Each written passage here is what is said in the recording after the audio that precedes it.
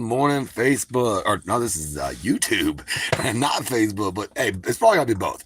Good morning, everybody.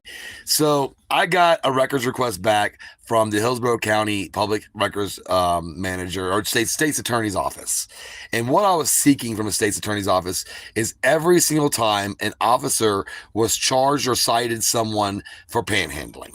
But they call it Hillsborough County Ordinance 4223.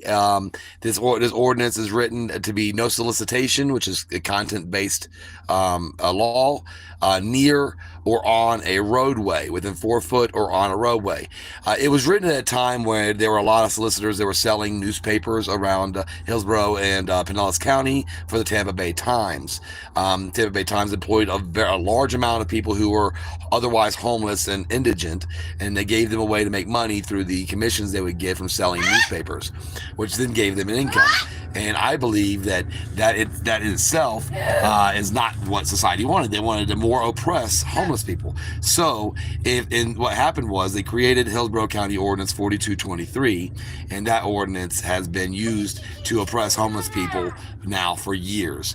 And I mean, we're talking about right around roughly 700 to 1,000 offenses a year that are being charged or cited against the most vulnerable people in society.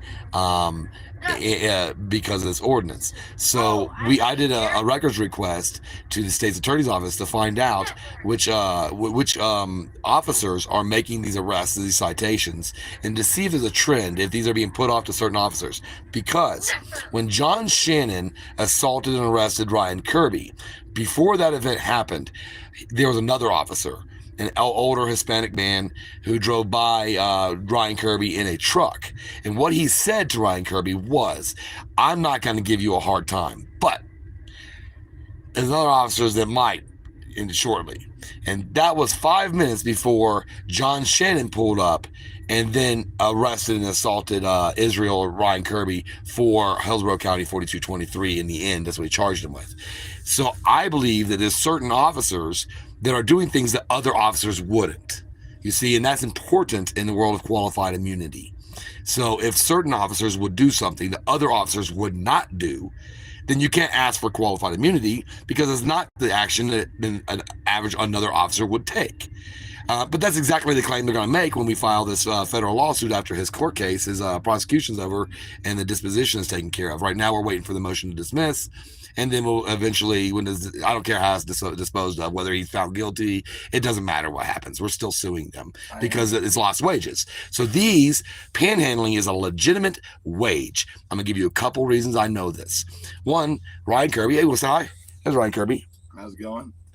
So Ryan Kirby went to the food stamp office to get food stamps because they're telling him it's illegal to panhandle.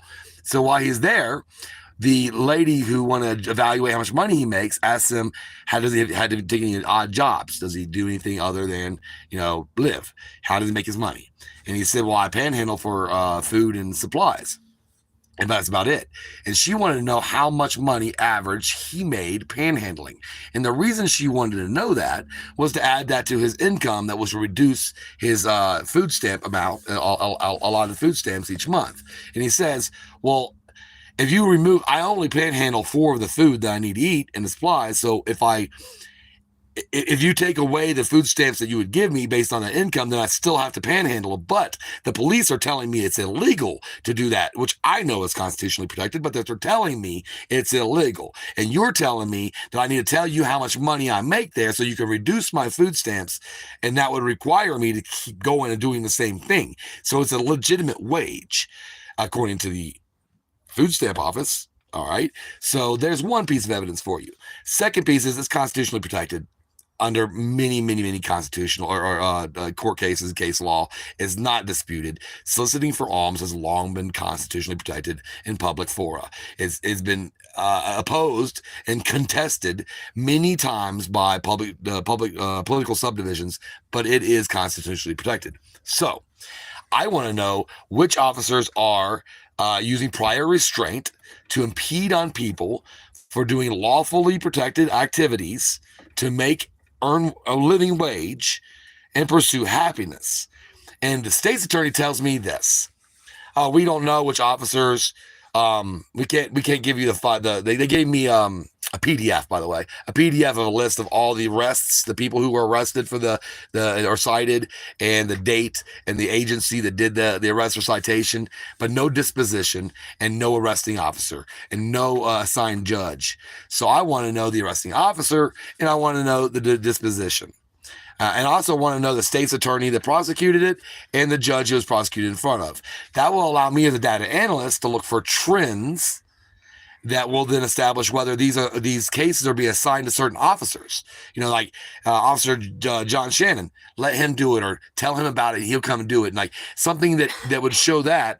Two, I want to see if there's specific state's attorneys that are prosecuting these as if it's this one person or one or two people and not being assigned to just whatever state's attorney is being assigned to on the docket, like any other case would. Three, I want to know why the public defender's office is not presenting panhandling as a legitimate form of income protected by the constitutional rights. Why they're not presenting that to the courts as a defense, that's ineffective assistance to counsel. And they're not doing that, and they're not presenting it to the client either, which I don't understand why they wouldn't present as constitutionally protected activity. Why would these public defenders not be arguing that when their clients are being prosecuted for a rights violation? Why would they never bring that up? Then lastly, I want to know these judges' dispositions to find out if there's one judge or multiple judges that are hearing these cases and how these judges are finding probable cause and then convicting any of these people for a constitutional rights violation. It's malicious prosecution. And these people, all these people, 700 and something a year, deserve their lost wages. This is a constitutionally protected activity that is lawful. It earns them a living wage that they eat on. And these cops are telling them it's unlawful, threatening and taking them to jail, for committing this action that's considered as a constitutionally protected offense. And ultimately, they're prevented from doing it. Well, you got to file an injunction for that. And that's what we do in a civil tort case. We file for an injunctive order to prevent them from continuing to do that. But ultimately, they owe a lost wage to each one of these panhandlers that have lost their wages. The average wage they earn, just like when the welfare office asked Ryan Kirby how much money he made panhandling, they wanted to know what his average wage was. So that's all these cases where their civil suit is being won by like the Florida Justice Institute, like in the case of in Daytona Beach, and also in St. Augustine. What county is that? St. Augustine, Florida. I can't remember the county right this second off the top of my head, but those different areas, they've won these cases, and then one of them I know in particular, the award was $1. Because they couldn't figure out how much the lost wages were. Well, we can guarantee it was more than $1. So even the judges in these cases are disparaging these homeless people who are doing an honest living, whether you like it or not. It is legally and constitutionally protected activity to earn their wage, and these cops are arresting them and preventing them from doing that. The state owes them money, and that's what we're going after. And we might be doing it in a class action suit. So I'm doing the data analytics to find what trends and patterns there are in these prosecutions and these egregious oppression of the most vulnerable segment of society. And the state's attorney is telling me now they have to create a new record. They don't know. They don't know who the arresting officer is. They don't know which judge is assigned to. They don't know the disposition. That's not on the same Excel spreadsheet as the arrest, the date of the offense, the arrestee, the date of the offense, and the agency. That's not there. And I have to pay, which I want to pay it if I have to, but I don't believe them. I think they're fucking liars. I'm just gonna say it flat out. I think they're fucking liars. Because I'll get it back when we sue them, but I'll pay it. But they're fucking liars. So this is what I think. They are telling me that because they know that I can put together the trends. There are specific officers, specific state's attorneys, and that means none of this is qualified for immunity. It's not something that another officer would do, another reasonable officer. It's not something that another reasonable state's attorney would prosecute. It's not something that another reasonable judge would allow find probable cause. It's not something that another reasonable defense attorney would fail to bring up a constitutional rights argument. None of that is what should be happening. If I pay an attorney, which I pay an attorney every time, I always have private attorneys. They argue that because I'm paying the money. But the public defender, they don't. Why not? It's not reasonable that they would do these things and then run these homeless people through kangaroo courts, put them in jail on the taxpayer's dime, prosecute them, spend tens of thousands of dollars prosecuting them, to lock them up or give them community service. It's unbelievable. And we're going to find out what the wages are. How many people were prosecuted, how many people were restricted from doing their lawful job, what the lost wages were, and this may be a class action lawsuit. And that's what the state's attorney in Hillsborough County is trying to prevent me from finding out. And we're not going to allow them to do it. So keep an update on this. That's what we're doing. We're setting up for a class action lawsuit on lost wages for panhandlers in Hillsborough County, Florida. I love you all.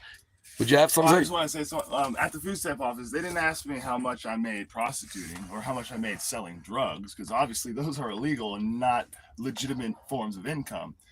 They did ask me how much I made panhandling, though. Because it's legal and a legitimate form of income. All right, y'all. That's the conversation about panhandling today. These prosecutions for panhandling have to stop, and they have to be legitimized through actual legislation. The officer discretion is insane on this. How could an officer have discretion on whether panhandling is legal or not, and whether he's going to do something about it or not, or he or she? Either it's legal or it's not. It's really that still got to be below 15,000. You seem to know your stuff. Oh, thank you so much, Blue Hornet.